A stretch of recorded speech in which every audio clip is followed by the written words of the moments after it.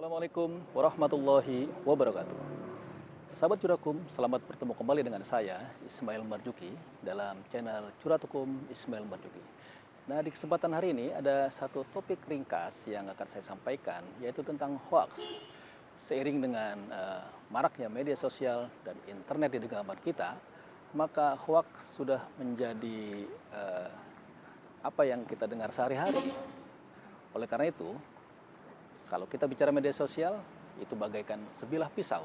Media sosial, ya, pisau bisa bermanfaat ketika digunakan untuk memotong hewan kurban misalnya, atau bahkan dia bisa menjadi malapetaka kita gunakan untuk melakukan tindak pidana. Nah, sahabat curaku, lalu pertanyaannya, apa yang dimaksud dengan hoax? Kalau kita mengacu pada Kamus Besar Bahasa Indonesia Daring yang kami peroleh, hoax itu adalah informasi bohong.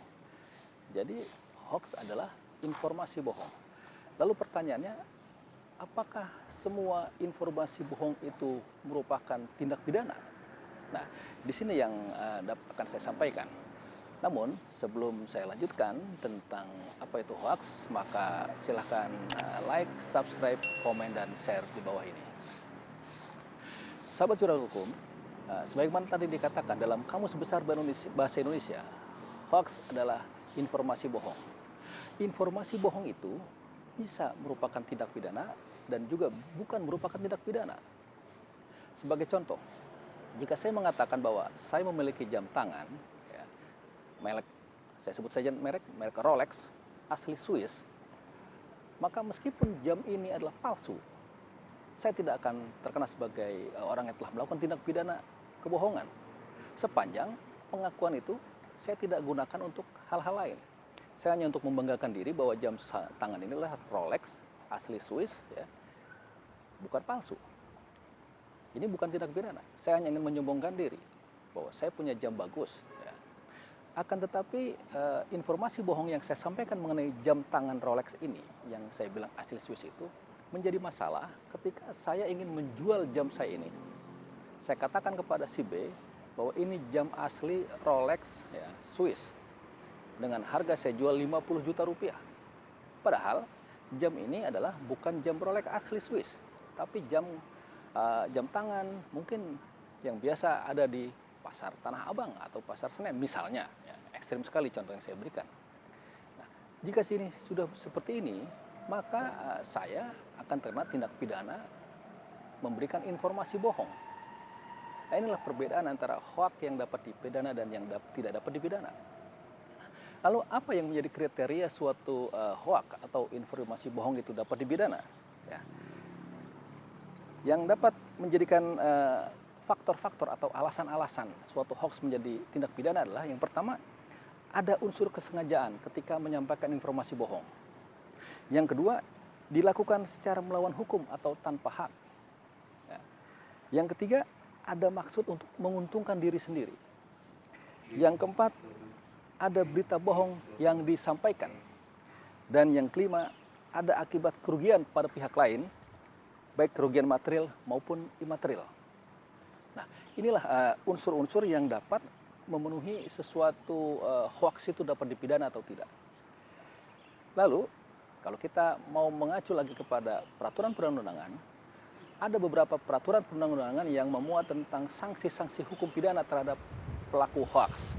Yang pertama adalah Undang-Undang Nomor 11 Tahun 2008 tentang Informasi dan Transaksi Elektronik sebagaimana diubah dengan Undang-Undang Nomor 19 Tahun 2016. Di situ disebutkan dalam pasal 28 ayat 1, setiap orang dengan sengaja dan tanpa hak menyebarkan berita bohong dan menyesatkan yang mengakibatkan kerugian konsumen dalam transaksi elektronik. Lalu dalam pasal 45 ayat 1, setiap orang yang dengan sengaja dan tanpa hak menyebarkan berita bohong dan menyesatkan yang mengakibatkan kerugian konsumen dalam transaksi elektronik sebagai yang dimaksud dalam pasal 28 ayat 1 dipidana dengan pidana penjara paling lama 6 tahun dan atau denda paling banyak 1 miliar rupiah. Itu kalau kita mengacu pada Undang-Undang ITE. Lalu ada juga tentang hoax di Undang-Undang Hukum Pidana. Pasal 311 ayat 1 tentang perbuatan fitnah. Jika yang melakukan kejahatan pencemaran atau pencemaran tertulis dibolehkan untuk membuktikan apa yang dituduhkan itu benar, tidak membuktikannya, dan tuduhan dilakukan bertentangan dengan apa yang diketahui, maka dia diancam melakukan fitnah dengan pidana penjara paling lama 4 tahun. Sebagai contoh, si A telah menyebarkan informasi bahwa si B berselingkuh dengan si C. Tetapi ketika si A diminta untuk membuktikannya, dia tidak mampu membuktikannya. Maka informasi hoax ini bisa masuk dalam ranah hukum pidana. Lalu ada pasal tentang penipuan, pasal 378. Barang siapa dengan maksud untuk menguntungkan diri sendiri ataupun orang lain secara melawan hukum dengan memakai nama palsu atau membuat atau martabat palsu dengan tipu muslihat ataupun rangkaian kebohongan, menggerakkan orang lain untuk menyerahkan barang sesuatu kepadanya atau supaya memberi hutang maupun menghapuskan piutang, diancam karena penipuan, ya, dan seterusnya. Jadi sebagai contoh tadi, saya misalnya membeli jam Rolex di pasar Senen, lalu saya bilang jam saya asli, lalu saya jual kepada orang lain dengan mengatakan itu jam asli Swiss, dan orang lain itu tidak tahu kalau saya bohong, ya kan? Dan dia membelinya dengan harga yang fantastis, puluhan juta, maka saya sudah termasuk melakukan suatu tindak penipuan. Ya. Jadi hoax yang di sini, hoax yang mengandung penipuan. Lalu ada juga menyiarkan kabar bohong, pasal 390. Barang siapa dengan maksud untuk menguntungkan diri sendiri atau orang lain secara melawan hukum, dengan menyiarkan kabar bohong yang menyebabkan harga barang-barang dagangan, dana-dana atau surat berharga menjadi turun atau naik, diancam dengan pidana penjara, ya, dan seterusnya. Nah, ini adalah tentang kabar bohong. Lalu dalam Undang-Undang Nomor 1 Tahun 1946 tentang Peraturan Hukum Pidana, dalam pasal 14, barang siapa dengan menyiarkan berita atau pemberitaan bohong dengan sengaja menerbitkan keonaran di kalangan rakyat, dihukum dengan hukuman penjara setinggi-tingginya 10 tahun. Lalu ada juga di dalam pasal 15, barang siapa menyiarkan kabar yang tidak pasti atau kabar yang berkelebihan atau yang tidak lengkap sedangkan ia mengerti, setidak-tidaknya patut dapat menduga bahwa kabar demikian akan atau mudah dapat menerbitkan keonaran di kalangan rakyat, dihukum dengan hukuman penjara, dan seterusnya.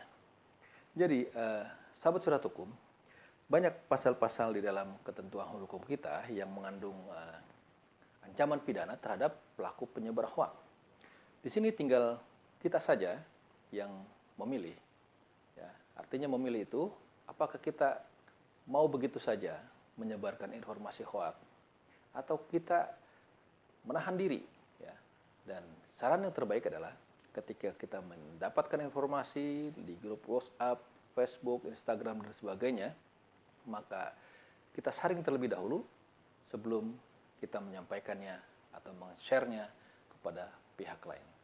Demikian yang dapat kami sampaikan. Assalamualaikum warahmatullahi wabarakatuh.